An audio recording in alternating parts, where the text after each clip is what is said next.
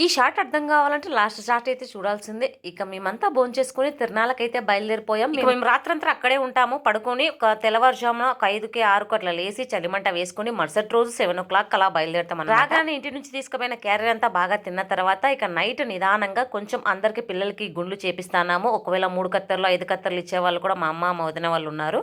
So వాళ్ళందరూ చేపించుకున్న తర్వాత స్నానాలు చేసుకొని దర్శనానికైతే వెళ్ళామన్నమాట. ఈసారి మా వాడికి కూడా గుండు చేపించాము. ఫస్ట్ టైం అనమాట. అలాగే మా అన్న పిల్లలు 3 నామాలు అన్నట్టు 3 గుండ్లు అనమాట. ఇక పిల్లలకి గుండ్లు చేస్తున్నప్పుడు వాళ్ళ ఫీలింగ్ చూస్తూ ఉంటే వామ్మో వామ్మ ఎంట్రుకలు కుచ్చుకుంటూ ఉంటాయి కదా, తడి చేసింటారు కదా, వాళ్ళ ఫీలింగ్ చెప్పడానికి అవ్వదులేండి, అంత బాధపడుతూ ఉన్నారు ఒక పక్క. ఇక తప్పదు, వాళ్ళకి ఇంటి దేవుడు కాబట్టి మా అన్న పిల్లలకి సంవత్సరం అయితే చేపిస్తారు. మా పిల్లోడికి వచ్చేసి ఇదే ఫస్ట్ టైం అనమాట. ఉన్న వాళ్ళు ఎప్పటికప్పుడు స్నానాలు చేసుకుని వస్తున్నారు. ఈ గుండ్ల పక్కనే మనకి ట్యాప్ అయితే ఉందన్నమాట. స్నానాలు చేసుకుని ఎప్పటికప్పుడు వస్తూ ఉన్నారు. వాడిదైతే ఫైనల్ గా గుండె అయిపోయింది. గుండె అయిపోయిన తర్వాత వాడు ఎదిలించుకుంటూ అంతా వద్దుతి వాడి చిరాకు అసలు వద్దులేండి.